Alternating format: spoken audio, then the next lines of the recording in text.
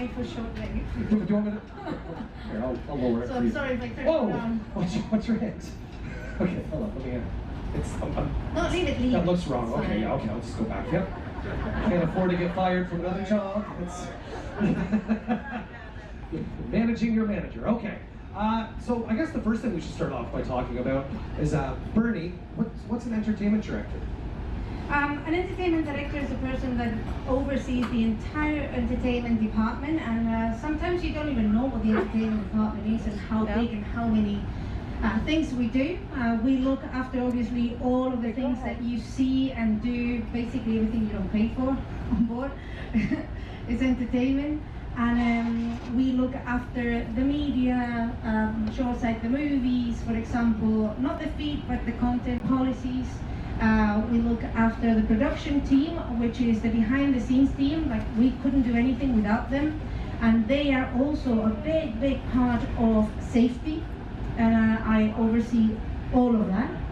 And for youth we have a lot of legal, and yeah, all of the things that Kevin hates doing, I do.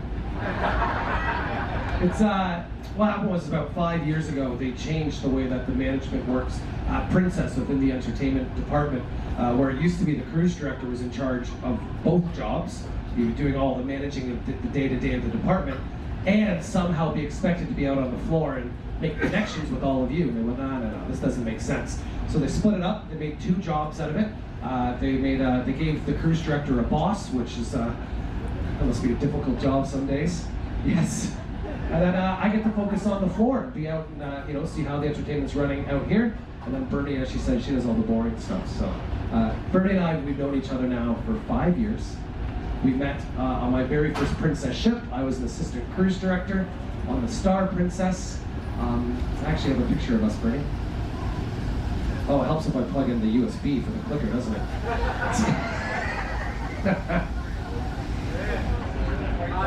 Oh no. I swear I'm usually more organized than this, Bernie. Right? Look at that. Yeah, so there's me over on the right, and Bernie's second to the left, not the guy with the gray hair. That's Bernie, and then the guy on the far left. Has anyone ever seen that guy before? Yeah? Yes, yeah, of course you know who that is. That's funny. His name is JC. He was a cruise director that came over to us. That was his first contract with us. He actually set the highest score, right? Yes, it was actually his first and only contract as a cruise director, and he is the cruise director has had the highest score for entertainment in the history of cruise directors for us. So, and then he's now working for Shoreside, and he does great recruiting, and it's because of him, obviously, that Kevin, or talented people like Kevin, get the chance to be a cruise director. Yeah, thanks, Bernie. Does anybody know who the man in the middle with the gray hairs? He's the most famous person I know. He was in a little band. His band had a little bit of success in the 60s before he was fired. He was in a band called the Beatles. Have you heard of them before? Yeah. That's actually how did I forget his name right now as I said it? The original drummer for the Beatles. Somebody yell it out. No, not Ringo. Pete Best. Thank you, Pete Best. That's Pete Best. He used to come on and do lectures for us. So he was That's clearly after the lecture. That was after the lecture with the whiskey in his hand. That's Pete for you. All right. What we're going to do is we'll do a bit of an informal talk. I have a PowerPoint to help keep us on track to try to cover as much as we can. I have some pictures and videos for you at the end. We're just going to kind of take this bit of an informal conversation. And then think of questions. If I don't answer your question during the presentation, I'm happy to answer them. The only thing that we can't talk about is salary, all right? Anything else, I'll give you the dirt on it. Sound good? All right, we'll do it. Okay. So the hiring process. You want to come and work on a cruise ship. How many of you are considering it already? Yeah, a couple of you? Okay, perfect. Now, the way it works is you actually start off with, you apply to a manning agent or a recruiter. How did your application go, Bernie? Do you remember? I Sorry, remember. not that it was that long ago. I'm sorry. This is not going well. Actually, yeah, I remember very well. Long story short, there was an announcement in an ad in a newspaper. I applied. 2 days later, I had my interview. I applied as a waitress, and 2 weeks later, I was on board the Diamond Princess as crew staff. It's so if you're ever looking for a job, the main thing is that it never costs you money. There's a lot of scams that exist, so if you're looking to come work on a cruise ship and you're applying to these third-party recruiters, if they ever ask you for money, it's a scam, always. So that's no matter what ship you ever go to work. If you work on cargo ships, seafarers never pay to be employed. That's something that's very important to point out. Now, you have to imagine, it's a very competitive job market. You know, if you're at home, say you're human resources at home, you know, the job opens up. You're competing against the people that live in your area for that one job with the same skills as you. Whereas here, when a job opens up, you're competing against the entire world for that one job. So it's extremely, extremely competitive. The amount of applications we get each day is just through the roof. So that's why we have these headhunters, if you will, that kind of do that. Except for the entertainment department. The entertainment department has changed now, and the entertainment department recruits themselves. They don't use a third party. So that's been extremely helpful for us, recruiting talent, being able to assess the talent ourselves versus having that third party. So we're quite proud of it. If you're looking to come into entertainment, you need to obviously put together a resume or CV, and as well, if you want to join our team, you put together a show reel, just showing what you can do, how you can host, how you are on a microphone, and then you go through the interview process. For me, it was 2 interviews, 3 interviews to get in. I don't know how you got in.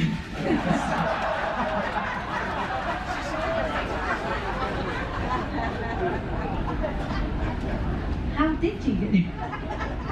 Let's talk about your background first. I kind of split that. Let's do your background, and then I'll say my background. Okay. Well, how did you get here? I already just told you. I applied as a waitress and got in as entertainment, but yeah, no, I've not done waitressing either. My background, I left school, went to university, studied business, hated every day of it, did a year of business, went into the Air Force, loved it, every day of it, got medical discharge and decided I could be a war correspondent, and so I went on to study journalism. I finished the career and did not like what the real world had prepared for me, and suddenly the newspaper ad appeared. And I'm here. That's right. And you're actually one of 2 people that never went through the cruise director rank, which is pretty cool. Correct. There's only 2 entertainment directors that have never ever done the gig of cruise director. And if you've ever seen me on stage as a cruise director, it was 1 week. I was an emergency cover. 1 week of cruise director. I was terrified all week long. Yes. So Bernie's definitely found her place in the department, and you love the organization, you love all that, so it's a perfect spot for you. And she gives us stickers, which all the entertainers, we like it when we get stickers. Well, some people get stickers. I haven't had a sticker since she's been on board, but that just shows my performance. My background, I was studying to be a teacher, as you do. I was getting a really useful degree in English literature and music. Really setting myself up. And what happened was one summer, somebody came up to me and said, "Hey, did you see that there's a summer job to work on a pirate ship?" I was like, "A pirate ship?" They go, "Yeah, they're looking for actors. It's like an interactive theater thing." I was like, "Well, you know, I've never acted, but I have the personality to be a pirate." I thought, hey, that might work well with my application for teachers college to do my graduate school. I thought that would help support it. So I went down and I auditioned, and they went, "Hey, we love you. Like, you definitely have the attitude of a pirate. You know, just don't shower for a couple days, smell like rum when you walk in, and you're pretty much good to go." And he goes, "But you saw the casting call that it's a bilingual job. Do you know French?" And I was like, "Oh no, I kind of missed that part." And he goes, "Well, listen, I'll hire you, but you have to learn the French parts for the villain role." I went, "Okay, yeah, that sounds good." So I spent a weekend, I learned all the stuff in French. I didn't know what I was saying. I knew it phonetically. And so my job was 7 times a day. I would go out in a little dinghy, and then the pirate ship would come up, and they would wake me up. I'd be a sleeping, angry pirate. And my first line was, here's the bilingual for you. "Who dare awake Pirate Pete? Qui ose réveiller Pirate Pete?" And so I would do this. They would spray me down with water cannons. I would fall in the water. I would take over the ship, have a sword fight with them, and then I would lose, and I'd walk the plank. And as I walked the plank, you'd hear the PA announcement on the beach saying, "Ladies and gentlemen, we want to remind you that the Mooney's Bay Beach is closed due to high E. coli levels in the water." I didn't care. I had a blast doing this. And then after my first season there, they called me up in the winter, in the off-season, and said, hey, Kevin, how do you feel about going to Marine school? I was like, oh, why? They go, well, we want you to captain the ship. So they sent me away to Marine school. It's an actual commercial vessel, so I had to go get a master's ticket so I can captain an actual voyaging ship. Went to school, came back, and then I took over the managing of the operations. I did the hiring, the directing, day-to-day operations. That's how I got into entertainment management. And then I decided, hey, I want to entertain. I dropped out of school. My mom was very, very disappointed in me when I told her I was going to, I'm not allowed to say the company name, Royal Caribbean as a bingo host. So,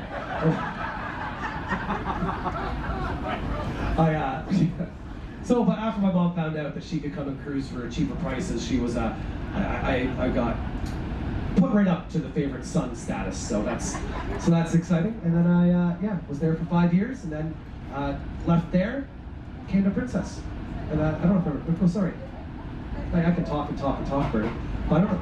Do you know why, after I resigned there, why I came to Princess? No, I don't know that. You don't know this? So I was doing my exit interview with the human resources director, and he goes, so what's your plan now? And I go, I don't know, I'll try to find somewhere else to go. And then he goes, all right, have you thought about looking at Princess? And I went, no, why? Why Princess? He goes, let me ask you this. He goes, have you ever met another crew member from Princess on board? I go, no, I've met people from every other company, but not Princess. And he goes, exactly. He goes, because once when you work for Princess, you don't leave. And yeah, and it's true. Princess has the reputation of treating the crew the best. So yeah, so I applied, and they took me right away, and then the rest was history, because I was in Bernie's hand, and somehow she helped me get promoted. So thank you, Bernie. All right, sorry. Well, so we'll continue on. So that's the manning and recruiting. We'll talk about the interviews. Then what happens to the offer letter? Tell me how excited you were when you got your offer letter. I didn't get an offer letter. I was told right there and then, off you go. These are your flights.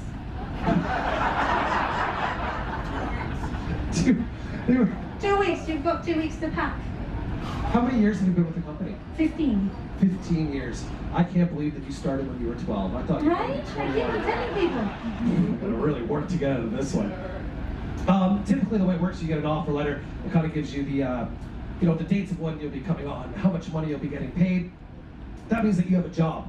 The thing is, though, is that sometimes your job start date could be 4 or 5 months later. That just means start getting your stuff ready. Now, as I said, you never pay money to those manning agents. However, there are a lot of costs that go with getting on board. So we'll talk about those. The first one is your medical. And depending on which country you're from, how expensive your medicals are, and what it entitles, I get mine done in the UK, because it's quicker. It's just a smaller country than mine. I'm from Chile, so in my country you have to travel a flight just to get to a medical facility that is approved by the company. And in Chile, we're talking about a 4,700 kilometer country, and there's one. Yeah, that's for all seafarers. There'll be one place that kind of has the monopoly on your seafarers' medicals. That's what it is. All of us are actual seafarers first before we're hotel staff. We all have emergency duties, so we have to be medically fit to do this. And the UK is actually one of the cheaper places to get it done. It's about, what, 100 pounds? 110 pounds? I just paid 96. 96 pounds. If you're in Canada, it's about $1,000 to get your medical. It was actually cheaper for me to drive to the States and get my medical done there. So I just got, and then of course they're only good for 2 years. So as the pandemic was ending, everybody's medicals were up for renewal. So I got it done in Australia, and that was actually not too bad. It was like $300. Hey, hi Lauren. Hi. Usually, by the way, Lauren and I host this together, but we'll tell you why in a minute. But sorry, Lauren. She really wanted to be here. Sorry, Lauren. Sorry, Lauren. Hi. Oh, I feel bad now. She's the best. Isn't Lauren amazing? Yeah, I know. Don't clap too loud, though, okay? Don't let her hear. Okay. So there's the medicals. Background checks, Bernie. You wouldn't think so, but what are your background checks? Well, to be honest, nowadays for crew stuff we do background checks, but for youth stuff, it's when it's a legal requirement. Oh. It's for youth stuff that is a legal requirement to have background checks together with the entire deck and technical department. But for hotel, it's mainly youth stuff. Yeah, every 2 years as well, those come up for the background checks. You have to remember as well, I mean, it's quite evident that there's security threats against the ship. We need to know who's coming on board. And if you don't think that we know who you are, You're out of your mind. There's a whole Love Boat episode on it. Did you know that? Has anybody been watching the Love Boat? Yeah, on the stateroom TVs? Did you watch the one with when it starts off and Captain Stubing comes downstairs? And there's a man there, and he's just like, "Hello, Mr. Smith."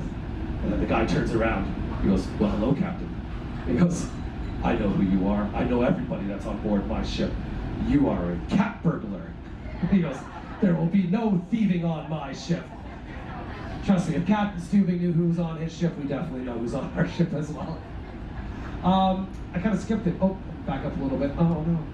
Visas. Oh yeah, visas. How does the visa work for you? So it depends. Well, it depends on each country. In my country, you get your visa renewal. It's called C1D visa to work at sea. It's American visa that we require being an American company. And my visa in Chile takes painful 3 weeks and I don't know, $400. And in the UK, it took me a beautiful trip to London on the day, and maybe £200, £150. Yeah, so that's for everybody. Everybody needs the C1D visa, unless if you're American. There's also one other country that doesn't need to have them, and that's Canadians. We actually enter in on a business visa, and then on the spot we're giving a C1D for free. So that's just an agreement that we have between the two countries. However, being that flexible to fly means that if you're from Canada, it's very often that you'll be home on vacation and they'll call you going, "Hey, you're ready to join tomorrow? You can come join this ship." So sometimes we're the emergency call-ups when you're from Canada. So it is an advantage though to keep employed. We get our contracts. I'm not kidding. Our contract is probably what, 20 pages, 30 pages? Yeah, 15 years. I still haven't read the whole thing. I get bored on page 6. It goes through absolutely everything, from what type of facial hair you can have to the nail polish to how you'll be paid if your ship goes down. Like it has everything. I only read through it once, and that was during the operational pause when I went, well, what happens now?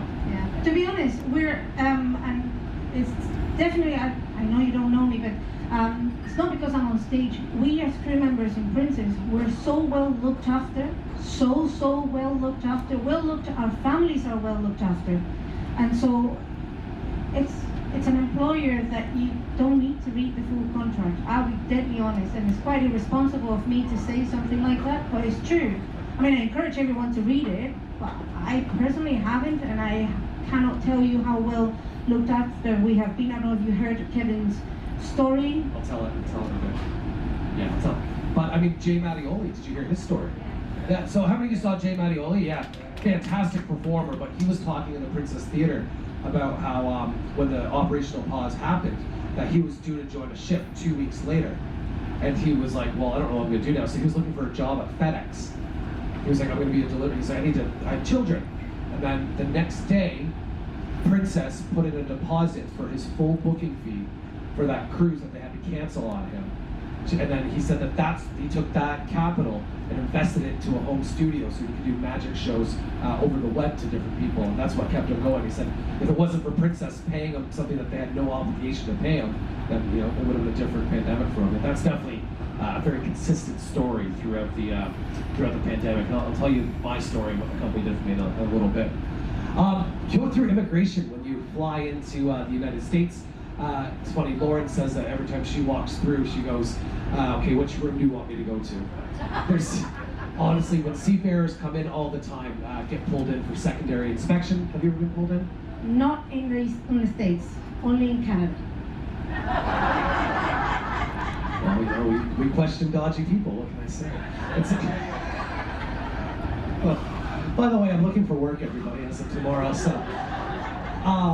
Yeah, so what will happen is when you come through, especially if it's your first contract, they'll pull you into secondary screening. They'll just call we have an immigration letter that says Princess is responsible for all of her repatriation fees and all of that, and then they'll just call to verify that it's a legit contract. We also have something called a seafarer's book. It's actually Seaman's book. It's worse. It's called the Seaman's Discharge Book. Is actually what it's called. That's the name of it. It's for seafarers no matter where you are. If you're on a cargo ship, if you're on a tanker, if you work on cruise ships, and it has Why don't you tell them what's inside of the Seaman's Discharge Book? So it has a stamp from the ship that says you have performed your safety duties and that the ship has been in certain ports and for how long you've been at sea. So generally this is, to be honest, as in hotel, we don't necessarily need this little book, but in hotel, this book is what allowed me to travel during the pandemic, for example. It's because of this book that I was able to move from country to country when I needed it. And even if I wasn't at work, so it allowed me to move. And this book also allows us to have a bit heavier luggage when we travel to join a ship or to leave the ship, because you join the ship with an empty suitcase and you go home with 4 more suitcases. Yeah, we definitely accumulate stuff. Yeah, perfect. Flights and hotels. When you join your first ship, Princess pays. They pay for everything for you getting to the ship. Second that you get to that airport, everything's paid for. So your flights are paid for. Pre-pandemic, we would stay in a hotel the night before, and then all of the crew members, we all get a bus together in the morning. All of our meals are paid for. We get a bus to the ship, and then you get on board, and then you go right to work, really. And you're welcomed at the airport. There's always, I don't know if you've seen them, but there's always somebody with a Princess logo and it says Princess Crew, and they're actually waiting for you. And if you're not in the flight that you say, they call and they track you. Some crew members get lost in the way, miss flights, and so on. So they very well look after us. Yeah, that's changed now. Now, what the company doesn't want us being out in public any more than we have to. So now we fly in the same day and we join the ship the same day. However, some people usually fly in and the ship's already gone because their flights get delayed, so then we just throw them on another plane and fly them to the next port when we meet them there. So that's quite common. Things are different now as well. Actually, something that you probably don't know is that every single crew member that comes on board, we actually have to do a week of hard quarantine. 10 days. You had to do 10 days because of where you're from. I'm 7 days because wait. It's not because of where I'm from. Oh, it's not? Because I didn't even come from Chile. So you did, this is literally just changed last week that it's only 7 days, but when we first started coming back to the ships, it was 7 or 10 days, depending on the vaccinations that you received because of the place in the world we are. And some countries don't take this vaccination, or it wasn't ready for the Delta variant, and so on and on and on. So it was depending on that, and depending on all where you were coming from. So yeah, because some people, which shops did you get? Sinovac. Right, which is that the Chilean shop, or is that a? It's Chinese. It's a Chinese shop. Chinese virus, Chinese shot. Makes sense to me. So it's. So what happens is all of our team members have to be vaccinated to get over here. However, if it's not one of the ones that was recognized by the CDC, then we pop them with a Johnson & Johnson booster, and then that's why they have an extra bit on their quarantine. I was a Pfizer boy through and through. Where are my Pfizer people at?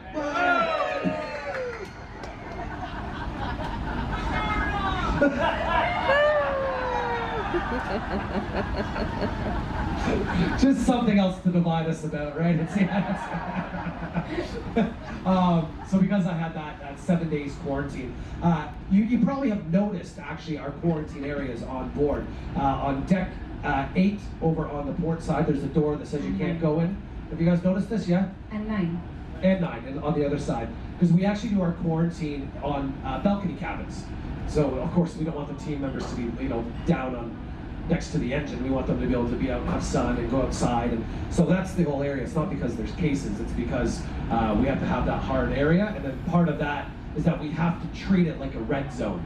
So sometimes you'll see people walking in there with the full PPE, and it's not because it's a case, it's because we have to treat that as if it was a case for everybody. So that's how that one works. So and on your comment of the cabins with balconies, remember that we had our crew.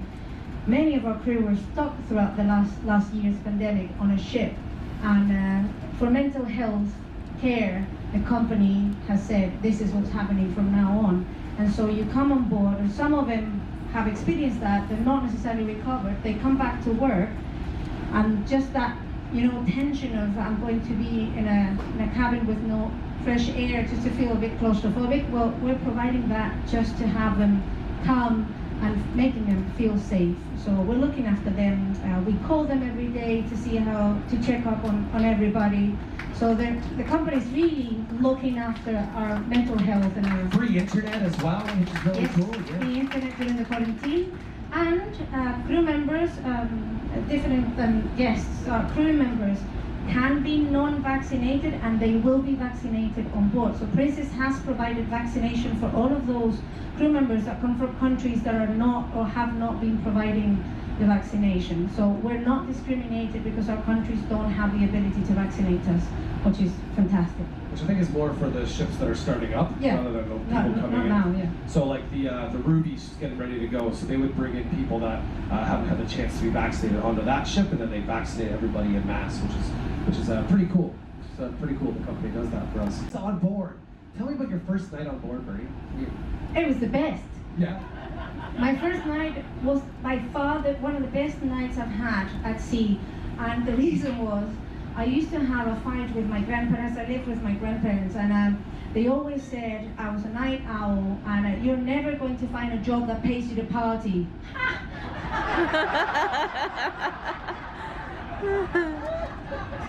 I remember coming on board, and I didn't know.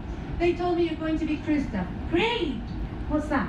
Because you understand that cruise staff doesn't say anything. We're all cruise staff, right? But it just happens to be the name of our job and the hosts. So I came on board cruise staff, and I actually came in a training group. I was properly trained, which was great. So a group of people from different places. And my first night, the leader says, right, we're going to take you around the ship, and we're going to show you exactly what is expected of you and what is your we're going to show you your role description. And I could not believe. I actually told her, her name was Kathy. Kathy, I just want to clarify. You're paying me to go and dance with people? And like, hi, how's it going? Yeah. And it was fantastic. And I proved my grandparents wrong. It is the best job in the world, isn't it? Yes. If you don't, okay, what we are is, our team, you can't go to school to learn our job. There's no college course to teach you how to do this. Literally, you just have to be over the #1 fear in the world, which is public speaking. That's the #1 fear in the world. We don't have that fear, and we have a job because of it. So we're very, very lucky in that sense. The first 2 weeks can be very, very demanding on a first-time team member coming on board. The ship's laid out very well for you to find your way around. The second you get into the crew areas, it's not the same. It is not laid out in any logical order. I was actually down, we do something called crew rounds every couple of weeks, where we just go around and we do like a cabin inspection, make sure that everything's safe, that somebody hasn't, taken down their smoke alarm, and, we just do these quick little inspections, and I got lost. I had no clue. I was with the cast manager, and we did a room with a pair of boots outside of their door. And we go, okay, we gotta find 3107. And we go, where is it? We went walking around, and it took us a couple minutes, and we found it. And we knocked on the door, and we looked down, and the pair of boots was next to us. We're like, how did we end up back where we started? The door was right next to us. So you get to an area of the ship that you don't know, it's so easy to get lost. There are ships that are easier to walk around in the crew areas, because it depends on, funny enough, it depends on where they were built. So the 2 Japanese ships are quite easy to go around. Even in the crew areas, it's like dead easy to find your way around. The 2 French ships, not a chance. You've not been to the island of the Coast? Yeah, I have. They're brutal. Holy cow, you have no idea where you are, and everything just looks the same. It's really nice, but you really need to get backstage, you have to walk through the meat locker. Seriously, so we have Allison Ward, who you know very well. She's one of our guest entertainers from Vegas. She's 6'1". She's all legs and gorgeous, and she always has big high heels. And she can watch this girl go like this through the meat locker trying to get backstage. It's ridiculous ship. But it is beautiful in the guest areas. I like them. It's all, as Bernie said, it's all on the job learning. Doesn't matter what your job is. If you're working for entertainment, if you're working in the galley, you come in day 1, you start learning. But you're not just learning your job, because we have safety duties. Tell us what our safety duties. Each crew member has an assigned duty, and it's generally the people that work in front of a house, like hotel, for example, you will see that our safety duties have to do with your evacuation, yeah, the guest evacuation or even the crew evacuation. Obviously, the technical department and deck department have completely different safety duties. They actually deal with the fire. They have to go to the fire. We have to go away from the fire. So it depends on what your role is on board and what your job description was when they hired you is really the role that you need to take. So we assume that because we are entertainment and the crowd is listening to us and we can, handle public speaking, therefore you are going to be trained as a muster station leader, right? And so on. That applies for everybody. Yeah, that's exactly right. Emergencies do happen at sea. They're rare, but they do happen. So all that we're actually drilled. There's a drill that happens every week. Usually the hotel staff were every other week that we have to take part of that drill, but every single time. They're very detailed emergency drills, to the point where it'll be like, okay, today's drill is going to be 3 o'clock in the morning, we just left this port, the winds are like this, and we were doing a helicopter evacuation, and the helicopter crashed into the side of the ship, into deck 11, and this is how they do it. And then they'll fill up that whole area with smoke. They'll have the cast members be casualties, and then we operate it as if it was a full-on emergency. But when the emergencies do happen, everybody knows what to do. The more you practice, the more you get it right. It becomes part of you. It's automatic pilot, basically. You just know what to do, and you get trained in so many different areas. My most exciting safety duty ever. I don't know if you've ever had the chance to sail the Suez Canal. Anybody? Yeah. Sail the Suez Canal? Have you ever done pirate drills? Pirate drills, yeah, pirate drills. You do? Yeah, we do pirate drills. Yep. And I'll share it, like a pirate, the signal for, we've got pirates coming on board, and it's a thread, it's 5 long blasts. Oh, I haven't done it with Princess. There's a different one. Same pirates. Do you know why piracy's gone down there? It's not a joke. Do you know why? No. So piracy, and this is going way off topic now, but piracy down in Somalia, that they'd be up in the Gulf of Aden is where they were going through after you go through the Suez Canal. It was really a crime of opportunity. Somalians were able to buy, rocket launchers at the market. They're all quite easily available, so they could have weaponry. So what it was, a lot of pirates were actually just fishermen. And they would be out there and they would see a cargo ship go by. And then the way that the laws work is that if you do something to a ship, it'll be the flag of that ship that charges you. So if you see we have a British flag on, and then they come after us, there's 3 options that ends up for them. 1, they get a ransom, they get money. Cool. 2, they get killed. Something happens, it doesn't go well, they die in it. Or the 3rd option is that you go to the jail of the country that it's flagged. So even like a worst case scenario, they would end up in like a British jail, which is still better than Somalia, right? So, sorry, I know that sounds harsh. So what they did is actually change the laws, and that's still the law with the exception of that one body of water. If you're convicted of piracy in that one body of water, they made a really, really crappy jail in Somalia that you'll go to. So that's what's really brought down the piracy. So just, there's the Captain Redbeard still knows his stuff. I've never been caught though, mateys. Emergencies happen at sea. Has anybody watched Cruising with My Family, the YouTube channel with Don? A couple of you do? Yeah, he gave away I told a story here and he posted it all over YouTube. Yeah, so I may as well share it with them. You can keep a secret, right? Because Don can't. All right, so it was about 4 weeks ago. You weren't here yet, right? Or were you in your... No, I arrived, I think the day after. The day after? I arrived immediately after. Yeah. So about 12:30 in the morning, we were sailing on our way to Glacier Bay. And 12:30 in the morning, the PA system came on with a man overboard, right, in Alaska. So all team members, everyone goes back to the room, they start getting ready. We don't have to respond to that, but we just know that they're probably going to need our help. So everybody's putting on warm clothing, getting ready. Then the captain came on very quickly and goes, okay, listen everybody, that alert, there's a man overboard, there was reported man overboard. He goes, we think it's a false alarm, but just stand by, we might have to muster all the crew. Fair enough, right? So everybody was getting ready, and then he goes, okay, we're sounding the crew alert signal, all crew members report to your muster stations. We're doing a full crew count. This is now 1:45 in the morning, going into Glacier Bay.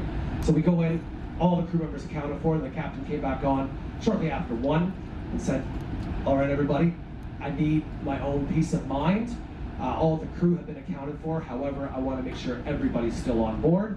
Therefore, we're sounding the general emergency alarm," which is only the second time I've ever heard of that at sea. It chills your bones when you know it's not for that. So we mustered all the guests down. Everybody had to come down from their muster stations and wait until we could check everybody off. Then the captain came on. It took about 20 minutes by the time we got everybody, people that were in their cabins, we had to carry them out on the shoulders. Everybody was so fantastic about it. And then the captain came on and said, every single soul has been accounted for. Everybody go back to bed. We'll arrive at Glacier Bay on time. But because of that one thing, all of us had something in common.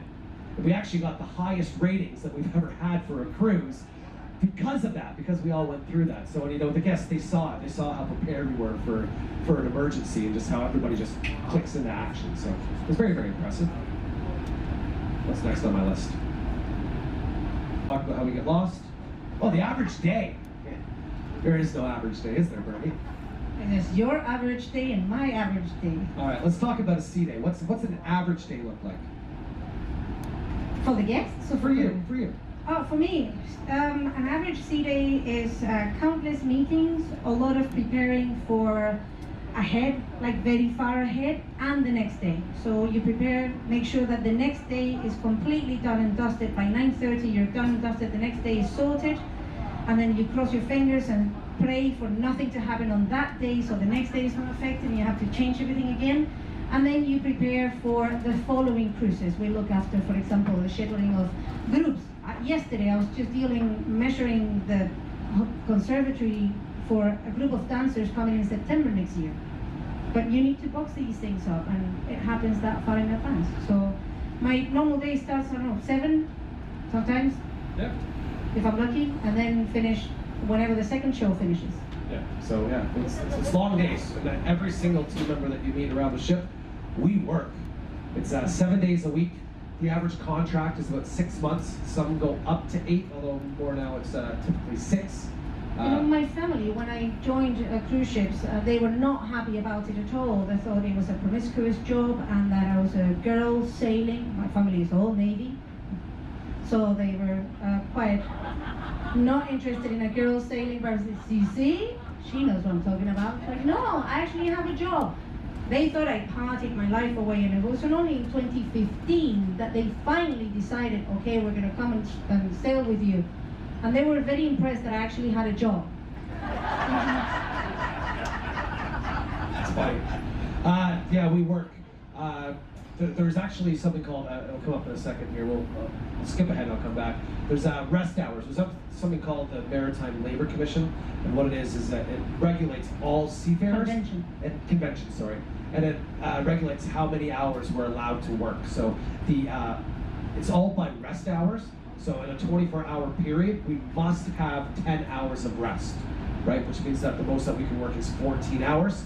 Our rest has to be broken into 2 blocks, nothing less than 6 hours and 4 hours, which may sound a little bit weird, but the bridge, they actually, if you don't know this, they actually operate in 4-hour shifts.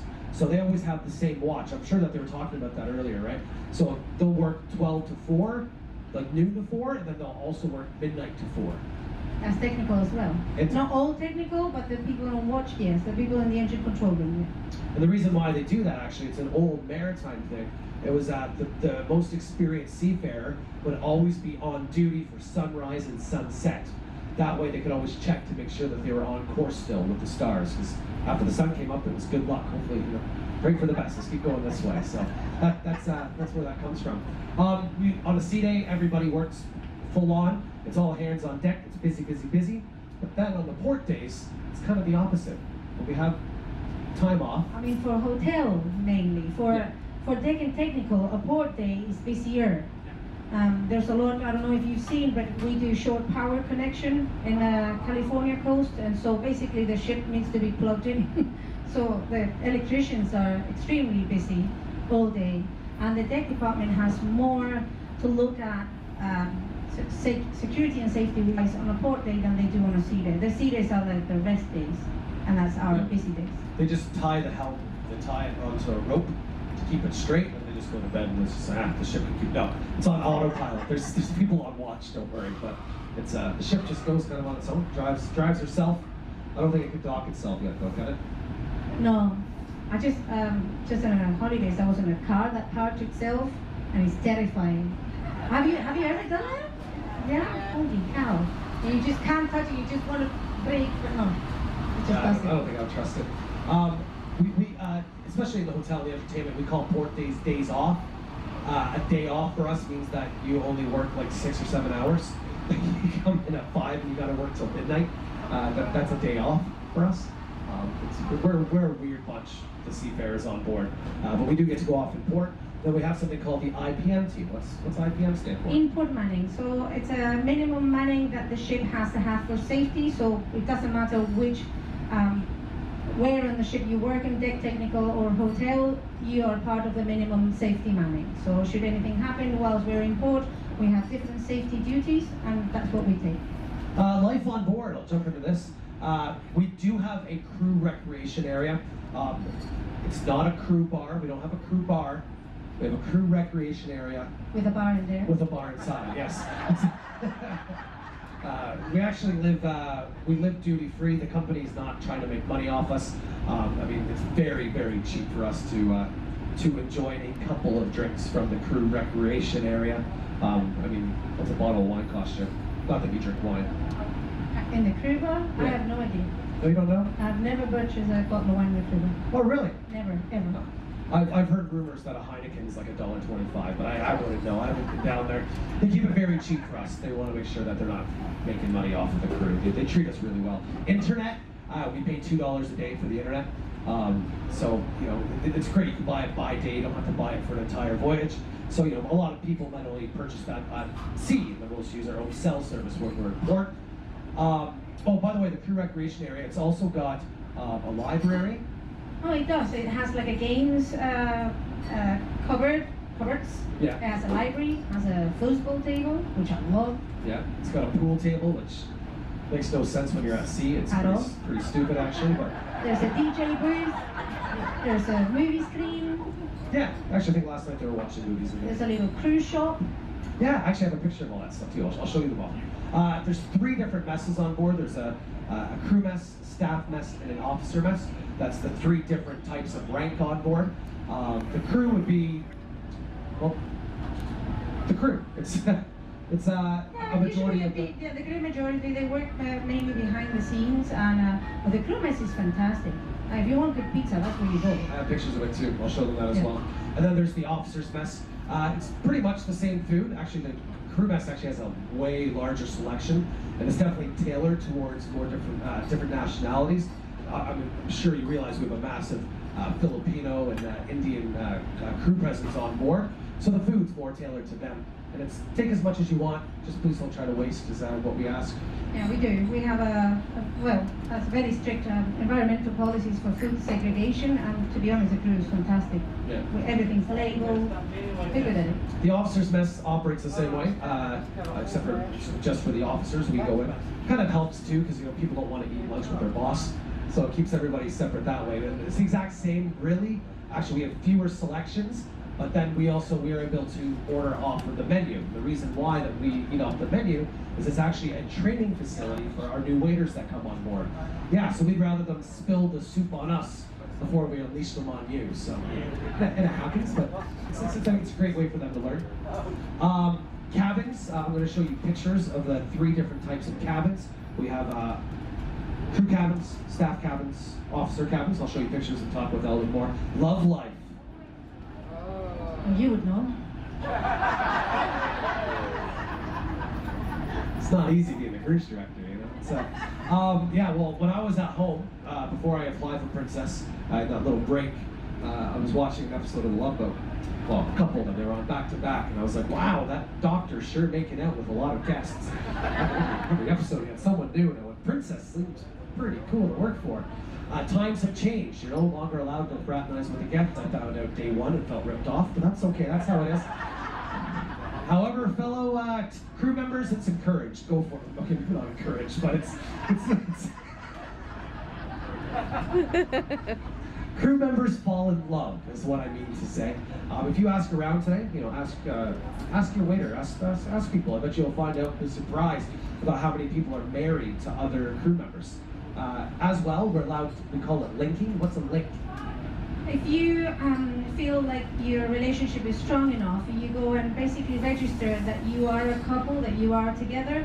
It's by no means anything official or legal. It's just a company offering the chance that if there is an opportunity for you to do contracts together, then they take this link into consideration. You can unlink at any point, and then it's true, you can just unlink, even if the other one doesn't know, you can still unlink. And then you have to wait, because the company takes contracts very seriously. When you link, you're saying, okay, we're going to use one less cabin. And so it's a compromise that you do with the company, not just with the person you're with, right? So it's two people making a compromise with the company. And so if you want to de-link, you need to wait another 6 months to prove that you can actually have a relationship and a commitment with the company for them to link you again with somebody else. Yeah, Lauren has a great term for it. She calls them serial linkers. And that happens, it's hilarious. There's actually like a stereotype of, you know, like a young assistant cruise director that comes on board and falls in love with the dancer. It's usually, and then she leaves the crew bar with an Italian officer going, "Ciao, bella!" And then Kevin's heartbroken and he goes crying to Bernie. I'm getting too personal right now. But yeah, we fall in love. It's usually entertainment with deck or technical, though. I mean, deck and technical, there's only one female in deck department and no females in the technical department. And that's already a lot. So, I mean, mathematics. Yeah, the odds are good for the women. It's true, right? You guys have a lot to pick from. Not during the operational course, though. No. No, they had minimum manning and there was like only deck and tech on board. Which is a lot of bodies. I'm not touching it. Alright, I'll show you some pictures. This is actually down below. This is one of the food, let's get through it. The food preparation area right there. I believe that's the meat locker. Looks like they're chopping up some beef down there. Look how happy they are. They're so happy to be chopping up that meat. Incredibly clean. We have U.S. public health inspections all the time. They come unannounced, so we're always prepared for those. I wish my kitchen could look like that. Hey, people. That's about a week's worth of beer. This is what we call Kambusa area. Yes. Kambusa area is where all the booze is stored. That's my fridge right there. I get down there as much as I can. Yeah, that's a fully loaded one. This is an empty, or fairly empty, a vegetable locker. It all works first in, first out. So what happens when we get the new stock tomorrow? Everything we pulled out, we'll put the new stock in the very back of the fridge, and then we pull out the old stuff. So it's all regulated, temperatures all controlled. That way it stays nice and fresh, and then we keep it all coming out too. So. And you can always tell when we're running out of, like, not running out, but bananas are not going well when you have everything banana cheesecake, banana cake, banana split, banana brand new cocktail, banana something, and bananas go on. It's true. Yeah, meticulously stored as well. We have, of course, we have to have a learning and development room. So it's like a little school room.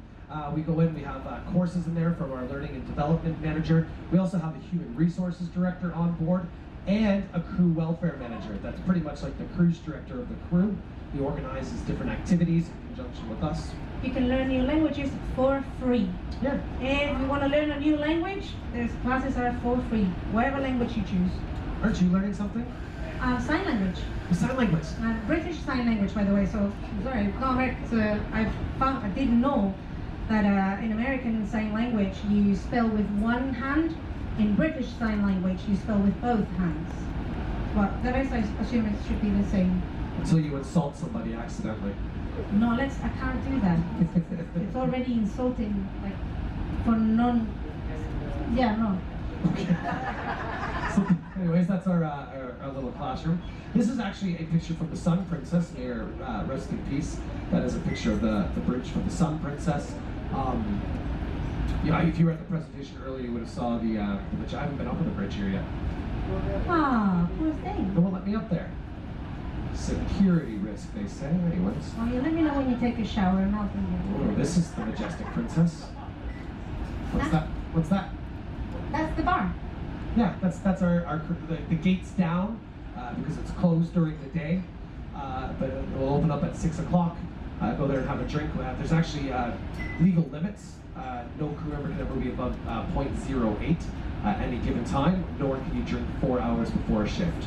So that's how that works. So, but you're allowed to go down, enjoy a drink after work, complain about all of you. That's what we do. There's 2 brave people playing. Yes. Yeah, that's right. The junior assistant cruise directors, the entry level, they're really still learning their way around. They share a cabin as well. A cabin that looks just like that. And then after you go up to assistant cruise director, life gets exciting because you get to keep that room to yourself.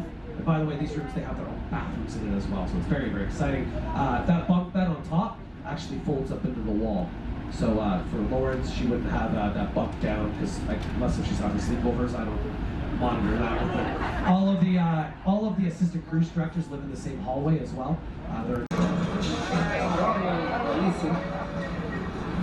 Yeah. All right. And this is my roughest day at sea. This was on the Ruby Princess going across the Tasman as well. This is filmed from the senior production manager's cabin on deck 11. Deck 11 is where you'll hear my giggle at the end. All right. This is deck 11. That was the best of luck.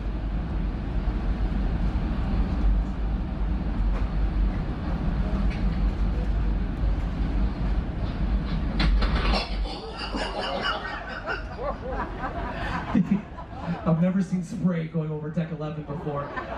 It destroyed the ship. Like the ceiling panels were falling out of everyone was just in their rooms. There was 3 of us that night. We went to the crew bar and just hid underneath this thing that was like welded in, hoping that ceiling panels would fall as we rode out the storm. I have one more video. This is this is from our cruise that we had together on the Star Princess over Halloween. This almost got me fired. So there's JC and myself, and we decided that what we were going to do was do a special interview for Halloween. What? On the wake show. I know you won't be able to. Just try. Ready? 3, 2. Well, right now we're joined by the fantastic entertainment director here on board, the lovely Bernie. Hello, Bernie. How are you?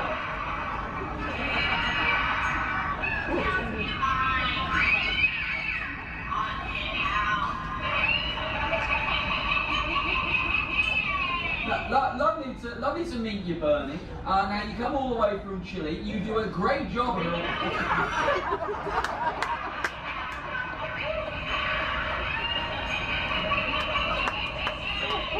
Perfect. So tell us what are some of the fun things that we have coming up regarding Halloween.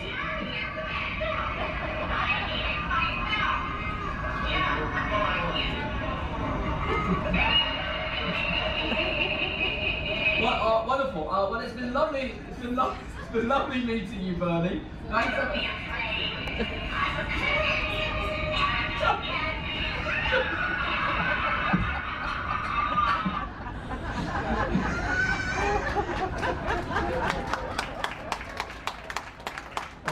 I only found out the next day when I watched The Witcher. And then last but not least, the operational pause was quite a time. This is, I was on the Sun Princess in the Philippines. There was about 40 cruise ships there. This is some pictures. I took that top left picture from the plane flying out. 80 days I was at sea on the pause.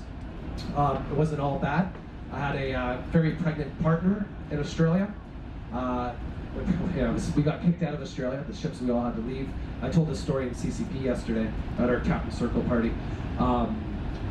We got kicked out of Australian waters, didn't really know where we were going. The Philippines, long story short, they took us in.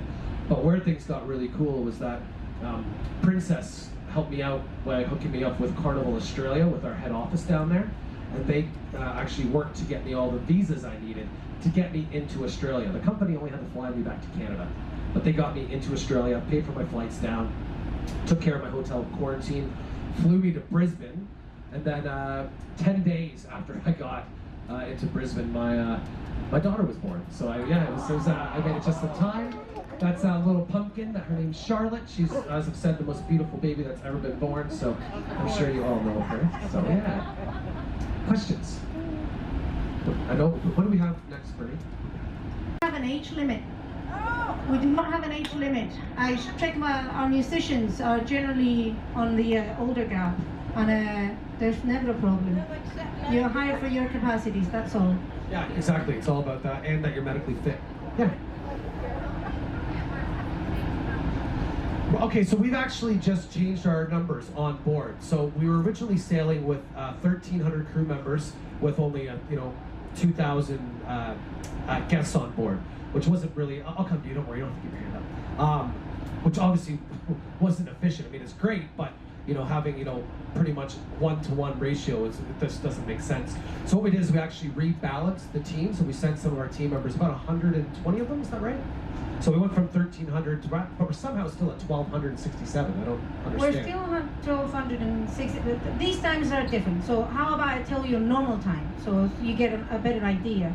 For a ship on the Star, there were 1,300 crew members for 3,600 passengers. Now we have, it's about 1,200, and our new capacity that we operate on the Majestic Princess is 2,300, so we'll never be above that, at least until next year. So it's still about a 2-to-1, 3-to-1 ratio to make this all work. The minimum operation, when we were in pause, it took 110 team members to keep the ship going. So obviously all of our technical team here and the bridge team, but then we needed to have some hotel staff, some people to feed them and cook. Cook. The captain, God, he can't cook. It's yes, in the back. No problem.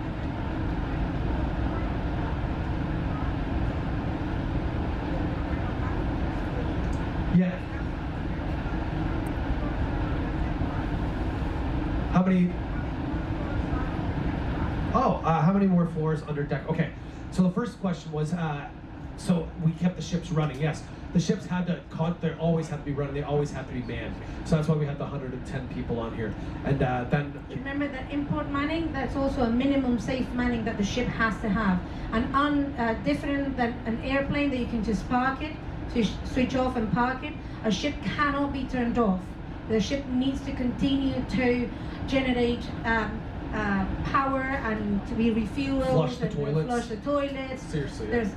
There's so much going on in there. The radar needs maintenance, you name it. Oh, I also forgot to mention that the ships didn't go out of service right away. Yes, the guests weren't on board, but you have to remember when the pandemic started, all the airports shut down. Everybody just closed their borders. We couldn't fly out of anywhere. So what happened was we actually used our Carnival fleet as transportation to get our team members home. The biggest water shuttle in the world. Yeah, the operation, I'm sure they'll make movies about it one day. I'm not even kidding. We just brought ships out into the middle of the ocean, and then we lowered the lifeboats down, and we said, okay, if you're Filipino, you're gonna jump on and you're gonna go on to the Star Princess. If you're from the UK, you guys are gonna go hop on to the Carnival Freedom. And then we took those ships and we ferried everybody back home. And that's how yeah. Even the Panama Canal waived a huge percentage of the fees that you have to pay, so the ships didn't have to take long round Cape Horn. And then below deck, we go deck 3. So deck 4 is like water level. There's all the decks that you have, like from 1 through to there's deck 1, deck 2, blah, blah. There's just what is in these decks. The only deck that we don't have is 13. It's just an old maritime tradition. It's a bad luck. But we have all the numbers decks. Just 1, 2, and 3 are engine. Yeah, engine and fuel tanks and things like that. Yeah, and by the way, if you're on deck 14, you know what deck you're really on.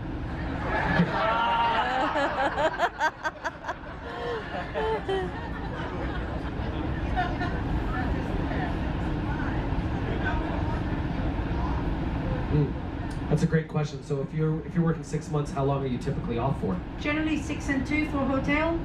Deck and tech do 3 and 3, and hotel executive officers do 4 and 2. Although that none of us Never happening. happens. Never happens. It's very much it's a lot like the Navy. If you're in the like armed forces, it's we call them contracts. That's like a deployment. Like it's you never know where you're gonna go, when you're gonna get the call. It's supposed to be you're supposed to get this. There's a term for that, isn't there, sir? For when like you get extended. Stop. There's a movie with the name of it. Stop. What is it? Stop loss. Stop loss. So it kind of works the same with us as well. You don't really know where you're going, but you always work for Princess. We say contracts, but it's just a deployment is how we call that. I do forward too as well. So yeah. I'll do whatever they give me, to be honest. I don't read the contract. But you're right, I've never had a 2-month vacation. It never happens. So. Yes.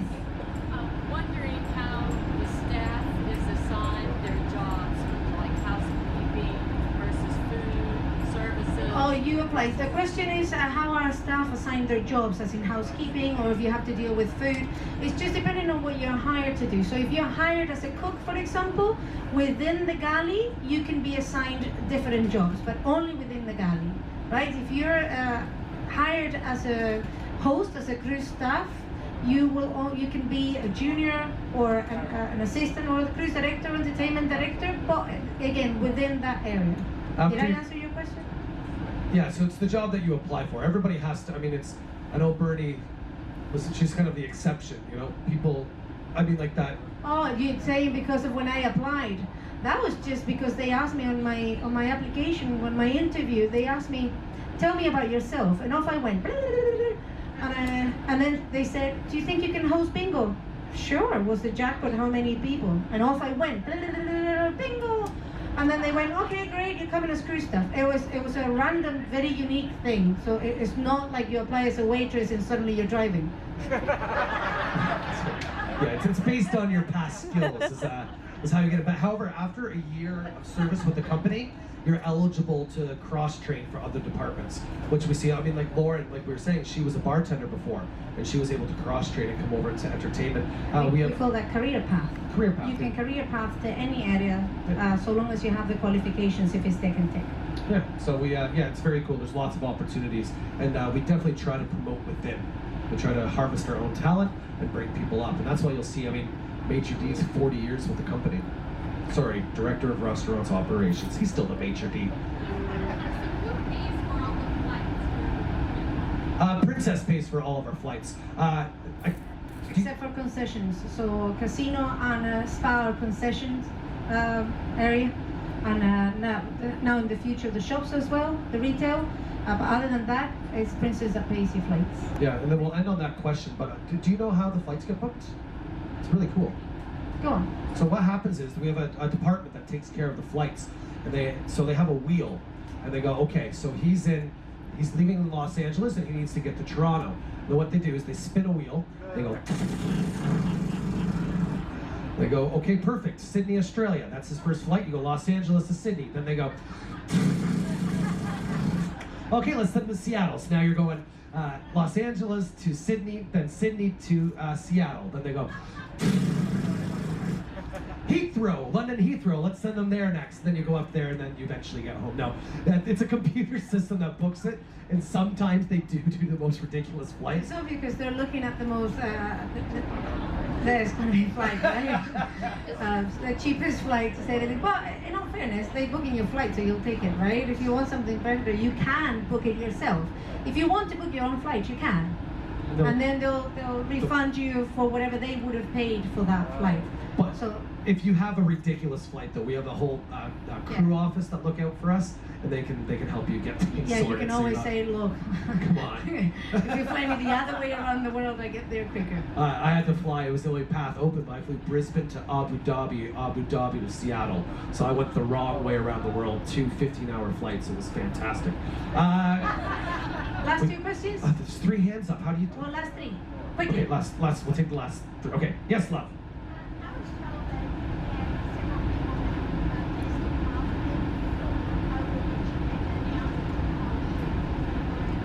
She said if there's several positive cases to announce it for the whole ship.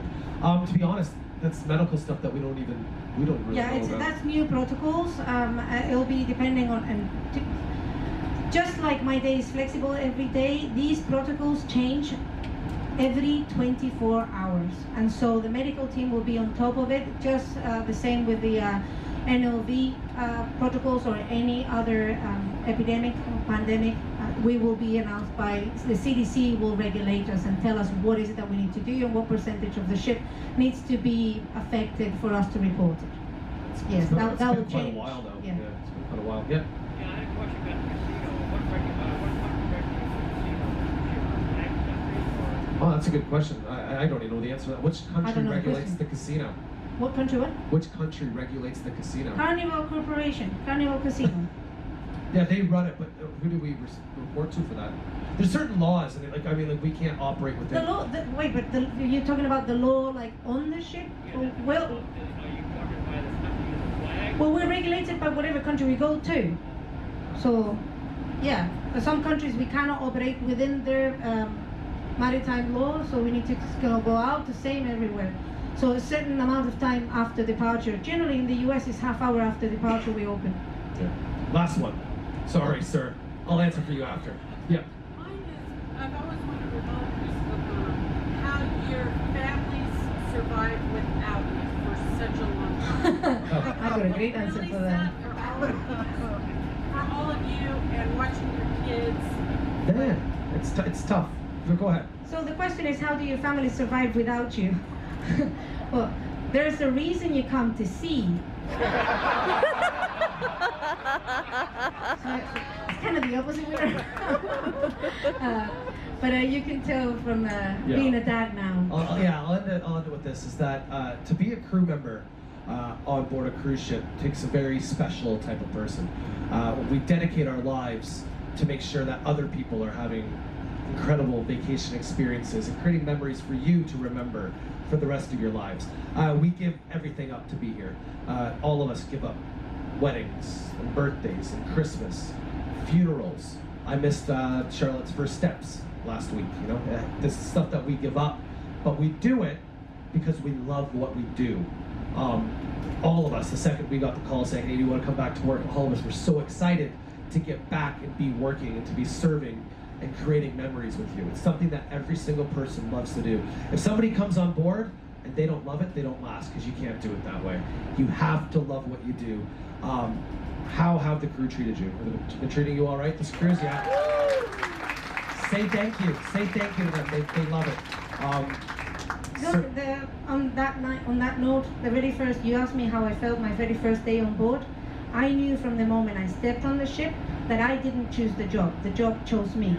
And to be honest, it's something that many of my fellow crew members will tell you. It's exactly, it chooses you and then you're hooked. It's a vice, it's something that you cannot possibly live without.